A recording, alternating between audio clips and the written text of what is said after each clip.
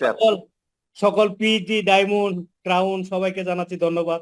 দেশ বিদেশ থেকে যারা আছেন আমাকে আজকে প্রধান অতিথি করার জন্য ধন্যবাদ। আজকে কিনুট স্পিকার মিস্টার আশরাফকে জানাচ্ছি আমার পক্ষ থেকে ধন্যবাদ। সকলকে ধন্যবাদ জানাচ্ছি, বিশেষ করে আমিনকে জানাচ্ছি ধন্যবাদ। আজকের যে প্রোগ্রামটা হয়েছে অনেকক্ষণ ধরে শুনলাম, তো আমি পিছনের দিকে যাই। আমি এমএলএম কিভাবে আসি? আমি 88-এ প্রথম এমএলএম কোম্পানিতে জয়েন করি, সেটা ফরচুন মোশন। সেটা অ্যাকচুয়ালি চিংড়ি মাছ দিয়ে ব্যবসা। শেষে ক্রাবিয়ান দেশগুলোতে ভিজিট করা, ঘোরা, শিপে ঘোরা, 15 দিনের ট্যুর, 1 মাসের ট্যুর, 1.5 মাসের ট্যুর, বিভিন্ন দেশে যাওয়া, বিভিন্ন দেশে যাওয়া। আপনি কি শুনতে পাচ্ছেন? জি, হ্যালো, আপনি শুনতে পাচ্ছি। শুনতে পাচ্ছেন? শুনতে জি, পাচ্ছি বিভিন্ন স্যার। শুনতে পাচ্ছি স্যার। বিভিন্ন দেশে যাওয়া, তো ওইগুলি করতেছিলাম তখন 88 থেকে। হঠাৎ করে 94-এ রফিকুল আমিন আমার এক পরিচিত লোক, ওনার নাম হইল বন্ধু বন্ধু এবং ওনার নাম সিদাম কর্মকার নামে এক ভদ্রলোক বললেন, ফোন করে বললেন, আমার পরিচিত লোক বললেন, একজন লোক একটা এমএলএম এর কনসেপ্ট দেখাতে যাচ্ছে, এমওএ কর্পোরেশন, আপনি যদি দেখতে চান আপনি বাসা আসবো, আসেন, নো প্রবলেম। কারণ আমি তো এটা ট্রেনিং করেছি অনেক, যেহেতু মার্কেটিং কোম্পানি। সেটা ছিল ফরচুন ব্রেকওয়ে সিস্টেম, বুঝতে পারছেন? ইউনিলেভেল সিস্টেম ছিল না, এটা ছিল ব্রেকওয়ে সিস্টেম। তো সেটাতে কাজ শুরু করি। কাজ শুরু করার পরে অনেক দিন অনেকগুলো ট্রেনিং করেছি, ক্যারিবিয়ান দেশগুলোতে বিভিন্ন দেশে ঘুরেছি। এই যে সুরিনাম, তো ইকুয়েডর, বিভিন্ন দেশে আমি ঘুরেছি। ঘুরার ফলে তারপরে যখন আমাকে প্রস্তাব দিলেন, তখন আমার বাসায় রফিকুল আমিন সাহেব নতুন কানাডা গেছেন, তখন আমার বাসা আসছেন এমওএ সেমিনার দেখাচ্ছেন। তার সাথে ছিলেন এডওয়ার্ড গুমেজ, ছিলেন এক ভদ্রলোক খ্রিস্টান, আর ছিলেন মাহবুব আলী খান, তারপরে এই যে বজলু রশিদ, বজলু ছিলেন, আর ছিলেন সিদাম কর্মকার, হিন্দু ভদ্রলোক, ওনার বাড়ি ছিলেন। তারপরে প্রোগ্রাম দেখালেন আমাকে। প্রোগ্রাম দেখানোর পর আমি ইয়েস নো ভেরি গুড কিছু না বলে বলছি ফর্মটা দেন, আমি সাইন করি। কারণ আমি এটার উপরে তো জানা আছে আমার এমএলএম কি জিনিস। এটার প্রোডাক্টটা উন্নত মানের প্রোডাক্ট ছিল এমএ কর্পোরেশনের। তা আমি জয়েন করছি মূলত প্রোডাক্টের জন্য, জয়েন করে ফেলছি। তারপরে উনার সাথে উনি মনে করছে হয়তো আমি এমএলএম বুঝি নাই, কেন কিছু প্রশ্ন করলাম না, কেন জয়েন করলাম, তো উনি বুঝতে পারে নাই। কিন্তু আমি তো এটার উপরে অনেক আগে, ওনাদের আগের থেকে আমি এটার উপরে মার্কেটিং করে আসি। তাই আমি শুরু করলাম এমওএতে যে ভার্জিনিয়াতে ট্রেনিং করলাম, রফিকুল আমিনের সাথে গেলাম। আমরা একটা বেশ একটা ইন্ডিয়ান মহিলা ছিল, নাগ পারঞ্জিত বৌদ্ধ, আমরা কয়েকজনে গেলাম। সেই ভার্জিনিয়াতে ট্রেনিং করলাম এমওএ কর্পোরেশন। তো এগুলি করেছি। তারপরে দেখেন হঠাৎ করে রফিকুল আমিনকে আর পাচ্ছি না খুঁজে। তখন আমি একটা এমএলএম কোম্পানিতে জয়েন করছি, জিজিআর নামে এমএলএম কোম্পানি জয়েন করছি। এটা হচ্ছে 97 সালে। 97 সালে আমি জয়েন করলাম। জয়েন করার পর তার সাথে কমিটমেন্ট, তার সাথে আমার কথা হলো, কন্ট্যাক্ট হলো, বাংলাদেশে যদি 3000 লোক জয়েন করতে পারে তাইলে বাংলাদেশে কনসেপ্ট নিয়ে আসবে। তো বাংলাদেশে যেহেতু লোক সংখ্যা বেশি, এটা নিয়ে আসা উচিত। তখন তো রফিকুল আমিন বাংলাদেশে চলে আসছে, আমি তো ওনারা পাইনি। তা আমি শুরু করে দিছি। আমি মন্ট্রিয়ালের ডুরাসারে বিশাল এক অফিস নিয়ে আমি শুরু করেছি কাজ। বিশাল অফিস দিয়ে দিচ্ছেন আমাকে। তখন আমি উইকলি $2400 পেতাম, $2400 উইকলি পেতাম। তখন কাজ, যখন কাজ করতেছিলাম, তখন রফিকুল আমিনকে পাচ্ছিলাম না। আমার ওয়াইফে আমাকে বললেন, তো রফিকুল আমিন সাহেব তো এমওএতে কাজ করছেন, ওনার একটু খুঁজে দেখো। তখন আমি ওনাকে ফোন দিলাম। ফোন দেওয়ার পরে পাই নাই ওনার আমি টেলিফোন সেটে আমি ভয়েস মেসেজ দিলাম ওনাকে, বলছি রফিকুল আমিন সাহেব যদি আপনি আসেন আমার সাথে যোগাযোগ করুন। উনি আমার হয়তো পরে কন্ট্যাক্ট করেছেন। কন্ট্যাক্ট করার পর আমি ডুরাসের অফিসে নিয়ে ওনাকে এই কনসেপ্টটা দেখালাম। দেখানোর পরে উনি একমত, করা যায়। তো উনি বলছে আমি বাংলাদেশে থাকবো। তো আমি বললাম বাংলাদেশে থাকলে তো ভালো কথা, আপনি বাংলাদেশে থাকলে ভালো, যেহেতু বাংলাদেশে এই কনসেপ্ট নিয়ে যাবো, এমএলএম কনসেপ্ট নিয়ে যাব, মিস্টার দাস রাজি হয়েছে। তখন আমরা বুঝতাম না সফটওয়্যারের দাম যে এত কম।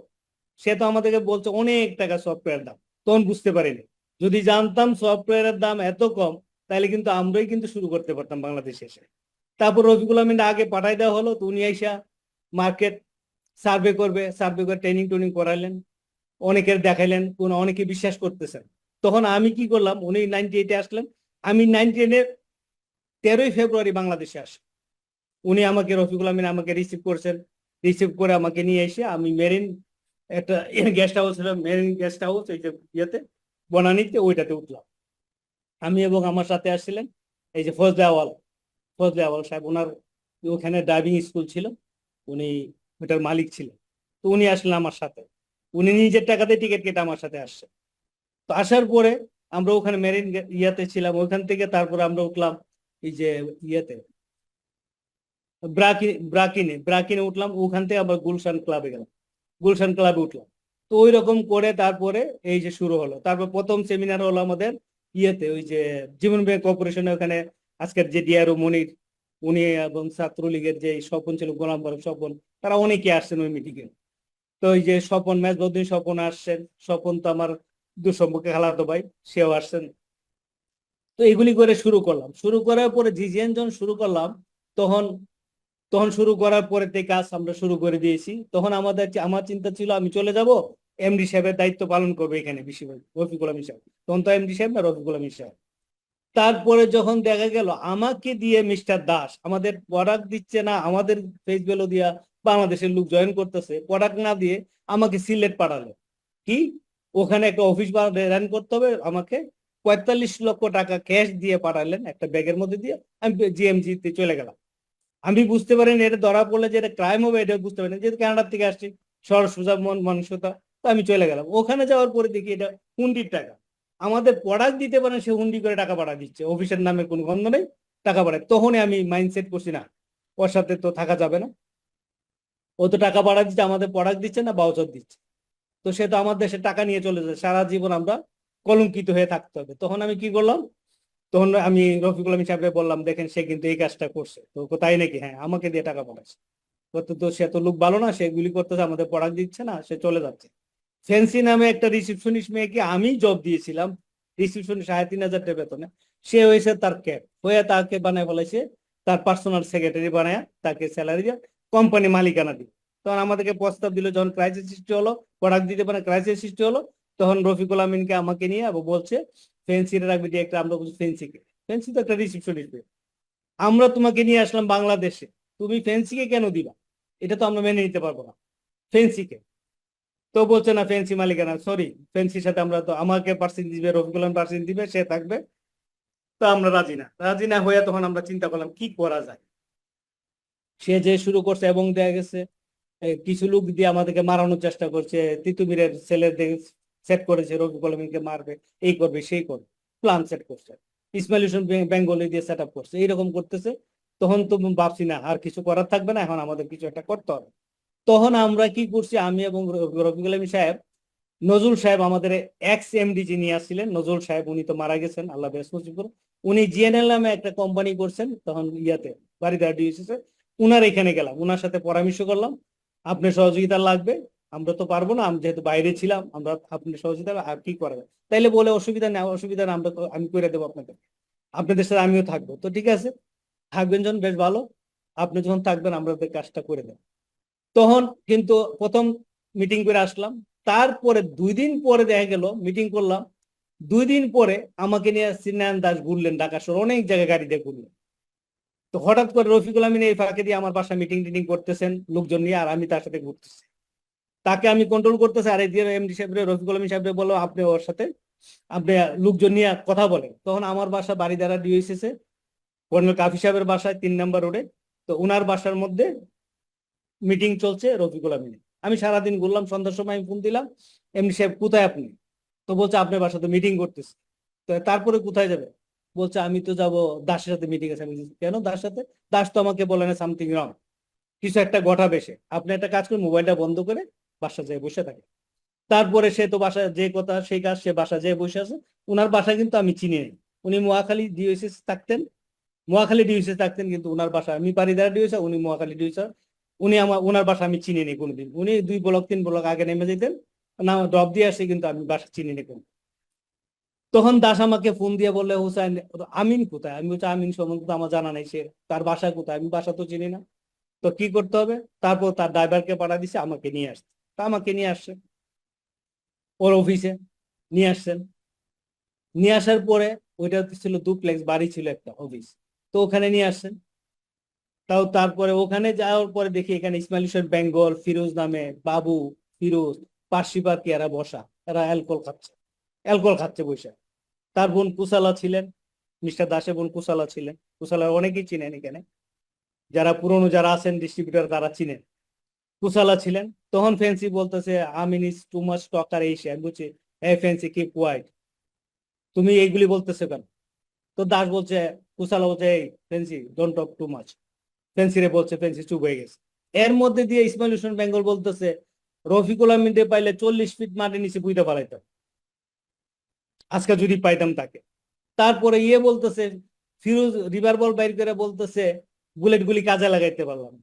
তখন একটা কথা হলো, তখন তখন এগুলি বলতেছে তারা, আমি দেখতেছি, কিন্তু আমি প্রিপারেশন নিয়ে গেছি।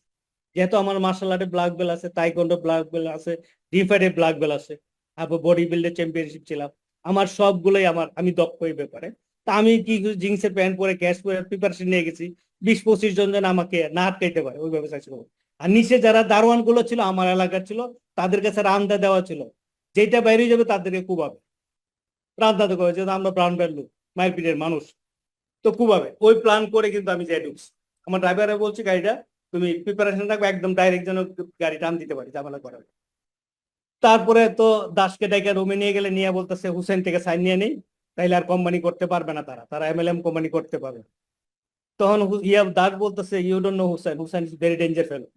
হুসেনটা আমি জানি ভালো করে, সে কেমন লোক, তাকে দেখছি কানাডাতে মন্ট্রিয়ালে কাউলাদের থেকে কিভাবে আমাকে সেভ করছে ব্ল্যাক থেকে, আমরা চিনি তাকে। তাকে তোমরা আটকাইতে পারবে না, তাকে তার সাথে কিছু বলে না। তারপরে না পেরে কি করছে, তখন আমি দাস সাথে চ্যালেঞ্জ করি, দাস আমি কিন্তু প্রিপারেশন নেই নেই কোম্পানি করার জন্য, ডে আফটার টুমরো তুমি দেখবা আমি নতুন কোম্পানি করতে যাচ্ছি, এটা চ্যালেঞ্জ করে যাচ্ছি তোমার সাথে। এতদিন কিন্তু আমি চ্যালেঞ্জ করি নাই, তোমার বিহেভের কারণে, তুমি এই লুকগুলা অ্যারেঞ্জ করার কারণে কিন্তু আমি আজকে চ্যালেঞ্জ করে গেলাম। তারপরে পরের দিন সকালে রফিকুল আমিনকে বললাম আর বসে থাকা যাবে না। তখন আমরা কিন্তু যাইছিরা এই এমএলএম কোম্পানি ডেস্টিনি 2000 লিমিটেড কোম্পানিতে, কিন্তু আমি এবং রফিকুল আমিন কিন্তু এমডি হইতে চাই না, আমিও চেয়ারম্যান হইতে চাই না। তো ইকবাল কবির নিপু ছিল, তাকে চেয়ারম্যান করে আমরা কিন্তু প্রতিষ্ঠানটা করেছিলাম। তারপরে সে আসে নাই, সে না আসার ফলে তখন আমাকে কিন্তু চেয়ারম্যান করা হয়েছে। তখন কিন্তু আমাকে চেয়ারম্যান, কিন্তু আমাদের চেয়ারম্যান লোক ছিল না, রবিকুল আমিনের লোক ছিল না এমডি ওয়ান। আমার উনি মার্কেটিং এর কাজ করবে, যেহেতু উনি মার্কেটিং এর লোক, ট্রেনিং করাবে, আমিও মার্কেটিং এর লোক, আমরা এই কাজগুলা করব। এই জন্য কিন্তু আমরা কিন্তু ওই পজিশন চাইনি। ইকবাল কবির নিপু যেহেতু আসে নাই, তখন কিন্তু সবাই বলছে না হুসেন ভাইকেই আমরা চেয়ারম্যান বানাবো, সবাই মিলে নজরুল সাহেব থেকে ধরে সবাই যারা ছিলেন সবাই বলে বানাইছে। আজকে আমরা যারা ডিরেক্টর হয়েছি, শেয়ার হোল্ডার হয়েছি, সবার অবদান আছে, সবার অবদান আছে, অবদান আছে। হ্যাঁ, আমরা আসছি বাংলাদেশে, বাংলাদেশে এমএলএম কনসেপ্ট নিয়ে। আমার কথা ছিল বেশি দিন থাকবো না, অল্প দিন থেকে চলে যাওয়া, আসা যাওয়া থাকবো, কিন্তু আমার ভাগ্য হলো সেই 2011 সালে, সেই 99 সাল থেকে 2011 সাল অক্টোবর আমি কানাডাতে প্রথম যাই, এত বছর পরে।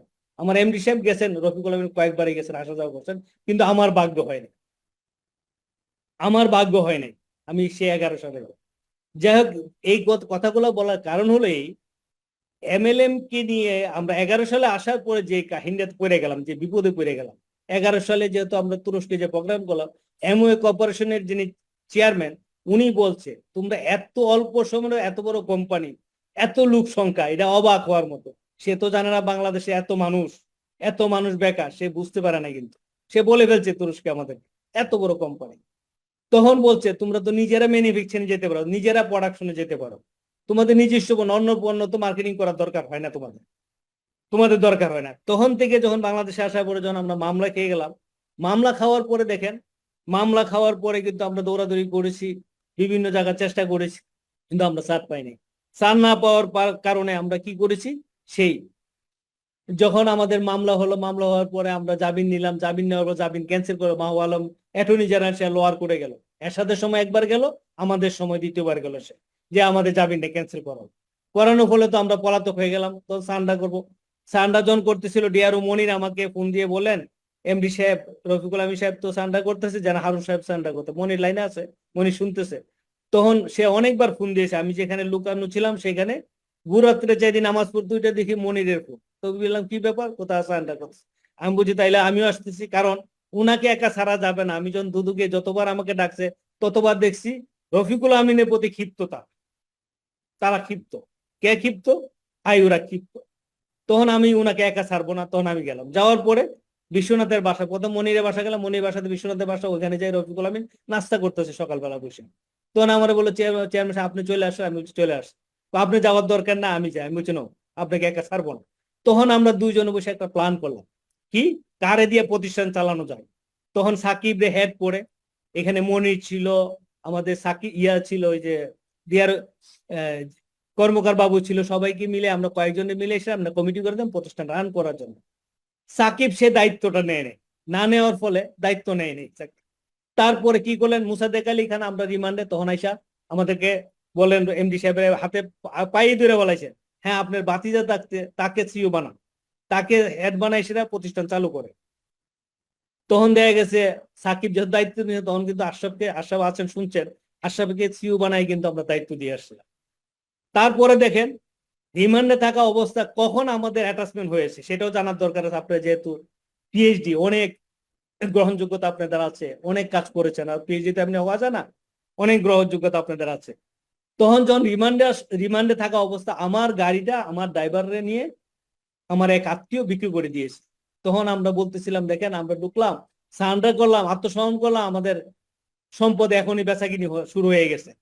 তখন দুদুকে বুদ্ধি দিল, একটা কাজ করে অ্যাটাচমেন্ট করলে, আমাদের লোকবল নাই তো, অ্যাটাচমেন্ট করে আপনাদেরকে দায়িত্ব দিয়ে দেয়, আপনাদের অফিস সেক্রেটারি মিজানকে দায়িত্ব দিয়ে দেয়। তাইলে অফিস সেক্রেটারি যদি দায়িত্ব নেয় তাইলে কিন্তু আর সমস্যা নাই, আপনাদের সম্পদ গুলা কেউ নিবে না, ভয় পাবে, যেহেতু দুদুকে অ্যাটাচমেন্ট, ভয়ে কেউ দখল করতে পারবে না, ইলিগেল ভাবে কেউ দখল করতে পারবে। বেশ ভালো। এখন আর আমাদের অফিস সেক্রেটারি মিজান সাহেব দায়িত্ব নিচ্ছে না, 3 মাস 4 মাস 5 মাস পরে আবার তারা গেলেন জেল গেটে দেখা করতে যায়, বলেন আমাদেরকে, রফিকুল আমিনকে আমাকে ডাকলেন, আমরা আসলাম। আসার পরে বলতেছে আপনারা কি জাদু জানেন, আপনারা এত লোকগুলাকে এমন জাদু করছেন, তাদের এত লোক ডাই কেন আপনাদের বিরুদ্ধে মামলা করে না কেন, আপনারা জাদু জানেন না। আরে ভাই আমরা তো জাদুর লোক না, আমরা মার্কেটিং এর লোক, আমরা ব্যবহার দিয়ে তাদেরকে মার্কেটিং শিখেছি, আমরা বিহেভ দিয়ে তাদের সাথে চলছে, এই জন্য আমাদের কোনো সমস্যা হয় না, আর আমাদের সাথে কোনো সমস্যা তারা করবে না, আমাদের এগিয়ে যাবে না। না জাদু জানেন, আপনার দুজনে জাদু জানেন, আপনার কথার পটু তো আপনার দুজনে জাদু জানেন। যাই এত কিছু করার পরে দেখেন, এই যে যদি দায়িত্ব নিতেন আমার অফিস সেক্রেটারি, তাইলে কিন্তু আজকে পুলিশ হাতে দেওয়া হয়। তখন তারা ডিসিশন নিচ্ছে পুলিশের দায়িত্ব, তাদের লোকবল নাই, পুলিশকে দায়িত্ব দিল। আজকে পুলিশের দায়িত্ব দেওয়ার কারণে কিন্তু এত কাহিনীগুলো হয়েছে, আমাদের সম্পদ গুলা বেহাত হয়েছে। যেখানে টাকা আসছে সেখানে তারা নিচে, পুলিশের লোক নিচে, যেখানে টাকা নাই সেখানে তারা খবরে রাখে না। আমাদের জায়গাতে, আমার নিজের জায়গাতে বিলিং করে ফেলছে, অ্যাটাচমেন্টের জায়গাতে বিলিং কি করে হয়, কোম্পানি জায়গাতে বিলিং হয়ে গেছে, কিভাবে হয় এগুলো, তাই না? এগুলি হয়ে গেছে, এগুলি হয়েছে পুলিশের অবহেলার কারণে। যাই হোক, বিগত সরকার ইচ্ছাকৃত কাজটা করেছেন। যদি বলেন আপনারা আজকে কোম্পানি ওপেন করতেছেন না কেন, শুনেন, আমাকে এবং রফিকুল আলমীর যে প্রস্তাব দিয়ে রিমান্ড কাটছি 22 দিন, আমরা প্রথম 10 দিন, তারপরে 10 দিন, আর 2 দিন বাকি রাখছে, যাতে আমাদেরকে, আমরা যদি না কথা বলি, সবকিছু তাদের কথা মতো না বলি, তখন আমাদেরকে আবার নিয়ে 2 দিন রিমান্ড করে, টোটাল 22 দিন রিমান্ড। 2 দিন পরে আনছে, আনার পরে কিন্তু আমাদেরকে আর ইয়াতে নেয় নেই, কুড়ে নেয় নেই। তখন রিমান্ডের সময়, আমি কিন্তু রিমান্ডের সময় যখন প্রথম দিন 17 তারিখের কথা মনে আছে আপনাদের, 11 অক্টোবর 17 অক্টোবর আমাদেরকে নিয়ে গেলেন রিমান্ডে বিকালবেলা, কোর্ট থেকে নিয়ে গেলেন, আপনারা অনেকেই ছিলেন ওখানে, অনেকে কান্নাকাটি করছেন, অনেকে এই যে আমাদের শফিউল্লাহ তো গাড়িতে উঠে গেছিলেন, ধাক্কাতে ফেলে দিছে তাকে, আমাদের গাড়িতে ধাক্কাতে ফেলে দিছে, আমার চোখের সামনে দেখলাম শফিউল্লাহকে, ডায়মন্ড শফিউল্লাহকে ধাক্কাতে ফেলে দিছে। তো এইরকম করেছে আমাদের সাথে। আনার পরে যেটা হয়েছে, ওখানে আইন না, সেটা প্রথমে রফিকুল আমিন চোখ বেঁধে ফেলছে পরে আমার এত খারাপ লাগছে, ওনার চোখ বেঁধে ফেলছে, উনি তো সাহস কম, উনি তো ভীত মানুষ। তখন আমি ওনাদের ধাক্কাটা সরাই দিছি, সরাই দেওয়ার আমার চোখ বাইন্দা বলছে এইটারে দাও, এটা এটা গাওরা, এটারে দাও, এটার সাইজ করতে, আমার উপরে টর্চার করছে, প্রচুর প্রচুর টর্চার করছে। যেহেতু আমি বডি বিল্ডার ছিলাম, আমি বডি টাইট করে দেওয়ার কারণে আমার এই স্পোর্ট গুলো আসে না, শরীরে আসে না। পিছন দিয়ে আমাকে একটা গাছের গুড়ি দিয়ে একটা আঘাত করেছে, যেটা আমার কিডনি হেমারেজ হয়েছিল, যেটা কিডনিতে স্টোন হইলো, আমাকে অপারেশন করতে হয়েছে। তো এই কাজটা করেছে। তারপরে দিন 18 অক্টোবর দেখেন আমাদের অফিস সেক্রেটারি মিজান কি করছেন, রফিকুল আমিন চোখ বাঁধছে, ভয় দেখাচ্ছে, মিজান পিছন দিয়ে হাসতেছে, মিজান পিছন দিয়ে হাসতেছে, আমি যে পিছনে বসা সে দেখে নাই, সে দেখে নাই। তাহলে দেখেন এই সৃষ্টি করছে কে, আমাদের লোকের তো সৃষ্টি করছে আজকে এই জিনিসটা। এই যে ডেস্টিনি মামলার পিছনে আমাদের লোকেরাই করছে, আমাদের অফিস স্টাফরাই করছে। আজকে আমরা এতগুলা লোক, 45 লোক আজকে ভোগান দিতে কেন, তাদের জন্য। সে হাসতেছে, আমার দেখে পরে একদম থমকে গেছে, সে মনে হচ্ছে আকাশতে পড়ে গেছে, কি কি দেখে ফেলাইলাম। তো দেখছি সে তার হাসন, বুঝতে পারছেন? তো একদিন আরেকদিন বিকালবেলা আমাদের গাড়ি তুললাম, দুজন ইমান শেষ করে, তখন বলতেছে এই আমাদের মিজান না, একজন ডিরেক্টর বলতেছে আমাদের মিজান না, তখন চাইপা ধরছে গাড়িতে যেন না বলে, তো সে দাঁড়াইছিল। তো দেখেন আমাদের লোকেরাই কিন্তু আমাদের ক্ষতি করেছে। যাই হোক, আজকে তারা ভালো মানুষ হয়ে আছেন। আমার কথা হলো, তখন 2012 সালে রিমান্ড খেটে যায় এসে তখন আমরা প্ল্যান করলাম। আজকে আশরাফুল আলম বলছে অন্যর প্রোডাক্ট নিয়ে, আমি একমত নয় অন্যর প্রোডাক্ট দিয়ে মার্কেটিং করা। অন্যকে লাইমলাইটে আনবে কেন? আরে ভাই, আমরা 45 লক্ষ লোক, এতগুলা লোক যেখানে আছি, মার্কেটিং এর লোক আছে, আমাদের যে কোনো পণ্য মনে করেন, আমরা তখন প্ল্যান করেছি, রিমান্ড খেটে যাওয়ার পরে প্ল্যান করেছি আমরা আমরা সারা বাংলাদেশে মিনি ইন্ডাস্ট্রি করবো। এক এক জায়গায় 100 ইন্ডাস্ট্রি ঢুকাই দেবো, আপনাদের লোকেরে আপনাদেরকে মালিক বানাই দেবো। আপনারা প্রোডাকশন করবেন, পানি বলেন, বিস্কিট বলেন, হোয়াট এভার করবেন। ওই পণ্যটা ওখান থেকে ডাকাতটা চিটং যাবে না, চিটং এটা ডাকাতটা ঢাকা আসবে না, খুলনাটা জায়গা জায়গা ডেলিভারি। আমাদের একটা ওয়্যার হাউস থাকবে, ওইখানে আপনার মালটা বানাবেন। কিন্তু সেইটার ব্যাপারে আমরা দরকার হয় তখন প্ল্যান ছিল মাল্টিপারপাসে লোন দেবো, উইদাউট ইন্টারেস্টে লোন দেবো। যেহেতু লোনটা থাকবে তখন কিন্তু আমাদের মনে করেন 100 পিএইচডি দিয়ে যদি আমরা একটা ইন্ডাস্ট্রি করে দিই, এরকম করে 100 ইন্ডাস্ট্রি এক জায়গায় ঢুকাই দিই, তাহলে সমস্যা নাই, কিন্তু প্রোডাক্টের কিন্তু অভাব নেই।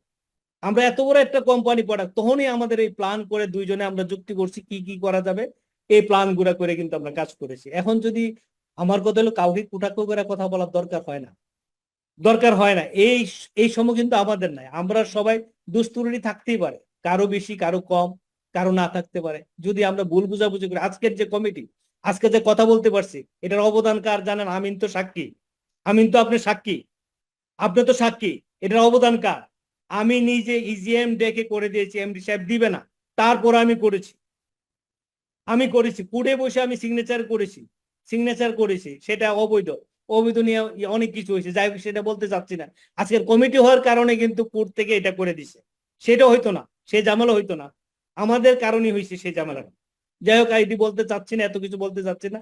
আমার কথা হলো, আমার সবাই থেকে আমি 12 বছর 3 মাস জেল কেটেছি। আমার চার্জশিট আনছে কত জানেন? প্রথম মামলাতে টি প্লান্টেশনে আনেছে 1.5 কোটি টাকা, 1.5 কোটি টাকা 10 বছর সাজা, 1.5 কোটি টাকা অনাদায়ে দিছে আমাকে 1.5 বছর সাজা, 1.5 কোটি টাকা। বুঝতে পারছেন তো? আর এই টি প্লান্টেশন মামলা মাল্টিপারপাসে কিন্তু আমি তখন চেয়ারম্যান হলাম লাস্টে এসে, তখন আমার সময় কিন্তু কোনো লোনও দেয় নাই, কোনো লোন ডিসবার্স করি নাই, কারোর লোন নেইও নাই আমার সময়। যেহেতু চেয়ারম্যান আমি দায়িত্ব পালন করছি, পূর্বেরটা আমাকে অ্যাপ্রুভাল দিয়ে যেতে হয়েছে। আমার কমিটিতে যারা আছে আজকে মামলা গাইছে, শফিউল্লাহ বলেন যারা মামলা গাইছে, বিপ্লব বলেন যারা মামলা গাইছে, ওই অ্যাপ্রুভাল, সাকিব বলেন, সবাই কিন্তু অ্যাপ্রুভাল দেওয়ার জন্য। এটা বাই সিস্টেমে কিন্তু অ্যাপ্রুভাল দিতে হয়, ওই চেয়ারে বসলে আপনারও দিতে হবে, যেই আসেন না কেন। কিন্তু আমার সময় কিন্তু আমি লোন ডিসবার্স করি নাই, লোন নেই নেই কারোর থেকে, কোনো নেই। তারপরে দেখেন আমাকে 10 বছর সাজা দিয়েছে। এই দেশের কি বিচার আছে? 10 বছর সাজা দিবে কেন আমাকে? তারপরে দেখেন, টি প্লান্টেশনে আমি না দিয়ে একটা ব্যক্তিগত নামে, না শেয়ার হোল্ডার, না কিছু, আমি কোনো বেনিফিশিয়াল না। আমার চার্জ আছে 1 কোটি টাকা, সেখানে 217 কোটি টাকা ভাগ করে দিছে, সর্বোচ্চ সাজা 12 বছর দিছে। এটা কি বিচার? এটা কি বিচার? আমি যদি ডিরেক্টর হতাম, আমি ওখান থেকে বেনিফিশিয়াল হতাম, তাহলে আমার যদি তা মেনে নিতে পারতাম। সবার গাড়ে ভাগ করেছে, আমাদের কর্মচারীর নামেও ভাগ করে দিছে, তাহলে এটা কি বিচার? এখনো কিন্তু পেরাতাত্তা যায় নাই। এখন আমাদের করণীয় কি? আমাদের করণীয় প্রতিষ্ঠান চালু করা, আমাদের পণ্য আমরা বাজার করব। কেন মানুষের পণ্য করব? মানুষের বোঝা কেন পাবো আমরা? সেটাতে আমি একমত নয়। হ্যাঁ, আশরাফ এবং যারা করছেন তাদেরকে প্রশ্ন করার পরে তারা বলছে আমাদের যেহেতু মার্কেটিং প্ল্যান জমা দিতে হবে, তখন আমাদের প্রোডাক্ট গুলো দেখাইতে হচ্ছে, সেটা করছে। আমি বলছি ধন্যবাদ, এটা করো, অসুবিধা নাই। কিন্তু আমরা নিজস্ব পণ্য যে চলে যাব, কারণ এত বড় কোম্পানি, এতগুলো লোক, আমরা তাদের বিনিয়োগকৃত টাকা যা বিনিয়োগকৃত, তারা বিনিয়োগ করেছে টি প্লান্টেশনে, বিনিয়োগ করেছে মাল্টিপারপাসে। ডেস্টিনিতে কিন্তু বিনিয়োগ নাই, ডেস্টিনিতে শ্রম বিনিয়োগ করেছেন বিশাল। 12 বছর আমাদের সাথে লেগেছিলেন আপনারা, সবার অবদান আছে। আমরা ভিতরে জেল খেটেছি, আপনারা বাইরে জেল খেটেছেন। আপনারা কিন্তু শান্তিতে ছিলেন না, আমরা সেবি ছিলাম কেন? ওখানে আমাদেরকে কেউ মারবে না। হ্যাঁ, আমাদের বাক স্বাধীনতা নাই, কিন্তু আমাদেরকে কেউ মারবে না। কিন্তু আপনাদেরকে অনেকের মারছে, অনেকের দাফন করতে দেয় নাই, এগুলি মেসেজ আমাদের কাছে আসছে, আমরা জানি। এই মেসেজগুলো আমাদের কাছে আসছে। আমাকে এবং রফিকুল আলমকে আমরা রিমান্ডের সময় যে প্রস্তাব দিছে, ডেস্টিনি বন্ধ করে দেওয়ার প্রস্তাব, ডেস্টিনি বন্ধ করে দিবে, দুইজনের পরিবার নিয়ে এয়ারপোর্টে আসবেন, আপনাদেরকে কানাডা চলে যেতে দুইজনকে। তো ডেস্টিনির অপরাধ কি? বলছে ডেস্টিনির অপরাধ এই, আপনারা যেভাবে অর্গানাইজ, কোনো এক সময় দেশের থ্রেড মনে করছে সরকার, বিগত সরকারে থ্রেড মনে করছে তখন আমাদেরকে। আমরা যেভাবে কথা বলছি, আপনারা ডায়মন্ডরা পিএইচডি মিটিং এ যেয়ে বলছেন আগামী দিনে 300 আসন থেকে ইলেকশন করবেন, এই ধরনের কথা বলছেন, এই রেকর্ড গুলো শুনাইছে আমাদেরকে। অনেকেই বলছেন ট্রেনিং করান, ট্রেনিং বাণিজ্য অনেকে করছে, আমাদের মধ্যে অনেকেই ট্রেনিং বাণিজ্য করছে, তারা কিন্তু এই কথাগুলো বলছে, তাই না? আগামী দিনে দেশ চালাবো, আগামী দিনে 300 আসন থেকে ইলেকশন করবে, এই করবে সেই করবে। আমরা যতটুকু না তার চেয়ে বেশি বলে ফেলছি। এগুলি সরকার ভয় পেয়ে গেছে, বিগত সরকার। আমরা যে অর্গানাইজটা সেটাও ভয় পেয়ে গেছে।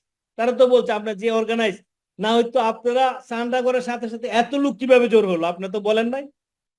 এই যে রমনা পার্কে ঢুকে গেল এতগুলা লোক, রাস্তাঘাটে এত ডিসিপ্লিন, এত মারলো, তারপরে তো তারা শুয়ে গেল, প্লেকার নিয়ে শুয়ে গেল। না হয়তো যদি ওই দিন যদি কমিটমেন্ট না দিতেন, আশরাফুল আমিন এদেরকে কমিটমেন্ট না দিতেন, শেখ হাসিনা কথা বলবে কমিটমেন্ট না দিতেন, তাইলে কিন্তু আমাদের লোক উঠতেন না। দেশভরে ছিলেন আমাদের লোক, তাই না? আমি যা দেখেছি, আমরা তো টিভিতে দেখছি, ওখানে বসে বসে দেখাইছে। আমার কথা হলো, আমাদের জন্য আপনারা রক্ত হয় করেছেন, আর আমরা যাই নাই আমাদের ডিস্ট্রিবিউটের জন্য। আমাকে আর রফিকুল আলম প্রস্তাব দিল টাকা দিয়ে বিদেশ পাঠা দিবে। আমরা চলে গেলে সারা জীবন গালি শুনতাম, আমার 14 পুরুষ গালি শুনতো, টাকা মাইরা দিয়ে চলে গেছে। তারা পাড়ায় দিয়ে বলতো আমরা পালাই চলে গেছি, পেপার পত্রিকায় লিখতো। কিন্তু আজকে সেটার জন্য আজ 12 বছর জেল কাটছি, সেটা দুঃখ নাই। কিন্তু এখন আমাদের কাজ প্রতিষ্ঠান চালু করে দিয়ে, মানুষের ঋণ গুলা দিয়ে যত তাড়াতাড়ি করা যায়, যত তাড়াতাড়ি করা যায়, দেরি করা যাবে না, দেরির সময় কিন্তু আর নাই। হ্যাঁ, প্রপার হইতে যেতে হবে, আবার যেন আবার ডিজাস্টার না আসে। যদি আমরা মার্কেটিং না করতে দেয়, এমএলএম পদ্ধতিটা কিন্তু আমাদের জন্য কিন্তু 2013 সালে মার্কেটিং প্ল্যান করেছে। এমএলএম এর বৈধতা কিন্তু 13 সালে করেছেন শুধু ডেস্টিনির জন্য, না হয়তো কিন্তু অন্য কোম্পানির জন্য করেন, ডেস্টিনির জন্য। তখন আমি আর রফিকুল আমিন বৈশা বলতেছিলাম, এই যে প্ল্যানটা করেছে ডেস্টিনি, যে এমএলএম যে বাংলাদেশে করেছে সেটা ঠিক করে নাই। যে জরিমানা করেছে, XYZ দুর্নীতি করে এত ছোট অ্যামাউন্ট করেছে, এটা ঠিক করে নাই। বড় অ্যামাউন্ট করলে মানুষের ভয়ে এগুলি করতো না। আমার কথা হলো চুনার দই কিন্তু একই কালার, কিন্তু দুইটা দুই ধরনের টেস্ট, কিন্তু আকাম করে কিন্তু নাম পড়তো আমাদের মতো লোকেরই। এখনো তো যদি যে কোনো কোম্পানি আকাম করে, নাম আসে ডেস্টিনি, ডেস্টিনির মতো, ডেস্টিনির মতো, ডেস্টিনির মতো চলে আসে। তো এইরকম গুলা হওয়ার কারণে কিন্তু আমরা কিন্তু আজকে যাই নাই। আমাদের ত্যাগ আছে অনেক, আপনাদেরও ত্যাগ আছে, যার যার অ্যাঙ্গেল থেকে, যার যার অ্যাঙ্গেল থেকে কিন্তু সবারই ত্যাগ আছে। তো টাকা ফেরত যে বলতেছেন, টাকা ফেরত যারা বিনিয়োগ করছেন সিস্টেমের কারণে আমরা আটকা পড়ে গেছি। কোম্পানির মধ্যে অ্যাসেট আছে, সবই আছে, ব্যবসা চালু হয়ে গেলে কিন্তু আর ফেরত চাবে না। অনেকেই ফেরত চাবে না, বিনিয়োগ করার জন্য ব্যস্ত হয়ে যাবে সবাই। জানেন এটা আপনার প্রতিষ্ঠান, আপনি বিনিয়োগ করেন, প্রোডাকশনে যাবেন, অনেক কাজে ব্যস্ত হয়ে যাবেন আপনার, সবাই ব্যস্ত হয়ে যাবে, আমরাও ব্যস্ত হবো, আপনার ব্যস্ত হবে। তার জন্য বলতে চাচ্ছি, সবাই শালীনতা রেখে কথা বলেন, শালীনতা রেখে কথা বলেন। যেমন আসাদের কথা আমি মনক্ষুণ্ণ হয়েছি। আসাদ যে কথা বলছেন, কারো দোষারোপ করা যাবে না অনলাইনে এসে। আসাদ, এগুলি করা উচিত না, বুঝতে পারছেন? আপনি যে বলতেছেন, আপনি যে বললেন আমরা স্টেটমেন্ট বের করেছি, আমি আশরাফুল আমিনকে বলেছি, আশরাফ বলছে এটা দামি বের করেছি আমরা।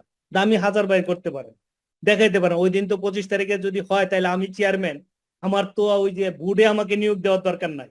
চীনা ব্রাহ্মণে কিন্তু পয়সা লাগে না। কিন্তু যেহেতু এমএলএম নিয়ে ঢুকে গেছি বাংলাদেশে, এখন মাদার কোম্পানি চেয়ারম্যান ছিলাম, এখন যদি আইসা যদি বলে আমাকে বুড পারমিশন দিবে, সেই জন্য আমার কথা বলতে হবে আপনাদের সাথে, সেটা কি আমি অপেক্ষা করব বলেন তো? আপনারা হচ্ছে আমার পেশি শক্তি, আপনারা হচ্ছে আমার জান, আপনারা আমার হাত। আপনাদের সাথে কথা বলতে, আপনাদের সাথে কাজ করতে গিয়ে আমার অর্ডার লাগবে নাকি? কারো কারো অর্ডার দরকার হয় না আমার। তাইলে তাইলে এইগুলি বলার দরকার আছে? হ্যাঁ, আমাদেরকে নিয়ে আমাকে বলার দরকার আছে, আপনাদের আমাকে বলার দরকার আছে, রফিকুল আমিনকে বলার দরকার আছে, ওনারও অবদান আছে, সবাই অবদান আছে, কারো বেশি কারো কম, অবদান সবাই আছে। কিন্তু এ ধরনের কুটাকু করে কথা বলবেন না, শালীনতা বজায় রেখে কথা, সবাই শালীনতা বজায় রেখে কথা বলছে। ধন্যবাদ আপনাদেরকে। অনেকে লিখছেন টাকা কবে ফেরত, এইসব দান্দাবাজি ছাড়েন এসে, এ কথাগুলি ঠিক না। আপনার যে লেভেলে আছেন, আগামী দিনে এই কথাগুলো বলবেন নাই আশা রাখি। আপনাদের প্রতি আমার অনুরোধ, অন্তত আমাদেরকে ভুল বুঝেন না, আমাদেরকে ভুল বুঝেন না। আপনাদের জন্য যে জীবনের আসল সময়টাই কিন্তু জেলের মধ্যে কাটাই দিলাম, যে সময় ছেলে মেয়েকে মানুষ করব, এই সময়টার মধ্যে কিন্তু জেলে কাটাই দিলাম। বাক স্বাধীনতা বলতে কিছু ছিল না। অনেকেই বলতে পারেন আপনি তো ঘুমাইছেন 12 বছর। আরে ভাই, ঘুমাইছি তো 12 বছর, আমার মতো ঘুমাই দেখেন, 12 দিন ঘুমাই দেখেন জেলখানা। বাক স্বাধীনতা নাই জেলখানা। অনেকে 2-4 জন গেছেন, জানেন জেল জিনিসটা কি। তাই আমি বলতে চাচ্ছি, আগামী দিনে আমাদের নিজস্ব প্রোডাক্ট দিয়ে মার্কেটিং এ যাব, নিজস্ব মালিকানা হব সবাই। সবাই হব, অসুবিধা নাই। সারা বাংলাদেশে আমরা প্রতিষ্ঠান করব, ম্যানুফ্যাকচারিং এ যাবো, আমাদের পণ্য দিয়ে বিদেশে পর্যন্ত পাঠাবো আমরা। সেটা 12টা দেশে আমরা ইন্ডাস্ট্রি, আমরা এমএলএম লাইসেন্স করে আসছিলাম না, আমরা 12টা দেশে তো মার্কেটিং করতাম, 2012 সাল থেকে শুরু করতে পারতাম। আমাদের কপাল খারাপ, সরকার আমাদের এর পিছনে লেগে গেল। সরকারের কারণে কিন্তু তাদের ঈর্ষান্বিতের কারণে কিন্তু আজকে আমরা এই অবস্থায় আছি। হয়তো আমাদের এই অবস্থা হইতো না। তখন আমাকে একটা প্রশ্ন করেছিল রফিকুল আমিন, রিমান্ড খাটার পরে, জেলখানা যাওয়ার পরে বলছিল, আচ্ছা চেয়ারম্যান সাহেব বলেন তো আমরা কেন জেলে আসলাম? আমি বলছি, আমরা যদি রাজনীতি করতাম, যদি আওয়ামী লীগের সাথে থাকতাম তাইলে আমাদের প্রতিষ্ঠান বন্ধ করতো না, যদি বিএনপিতে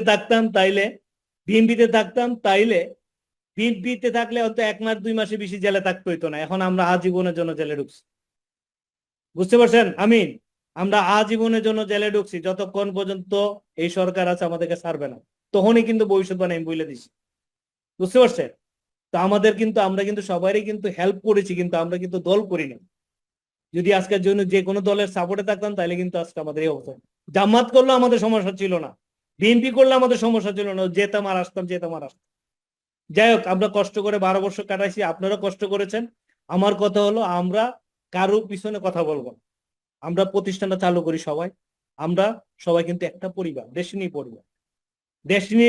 আমরা বলছি না together we bill hour dream, আমরা সকলে মিলে আমাদের স্বপ্নকে বাস্তবায়ন করবো। আমাদেরকে যারা ভুল বুঝছেন, আগামী দিনে ভুলগুলো থাকবে না। যখন আমরা মাঠে চলে আসবো তখন ভুলগুলো থাকবে না, আশা করি ভুলগুলো থাকবে না। তা আপনাদের জন্য যদি আমরা জেল কাটতে পারি, আরো কিছু করতে পারি, স্যাক্রিফাইস করতে পারি, আশা রাখি আমরা। এতটুকু আমার মন মানসিকতা। অন্য কার কি আছে আমি জানি না, কিন্তু আপনাদের জন্য আমি আরো স্যাক্রিফাইস করতে পারবো, নিজের জীবন বাজি দিয়ে অনেক কিছু করতে পারবো। যাক, ভালো থাকেন। আজকে আমাকে সুযোগ দেওয়ার জন্য এখন অনেকেই কথা বলতে চাচ্ছেন, বলেন, আমি প্রশ্নের উত্তর 2-4টা দেবো আশা করছি। আমিন, চালা যান, কন্টিনিউ করেন।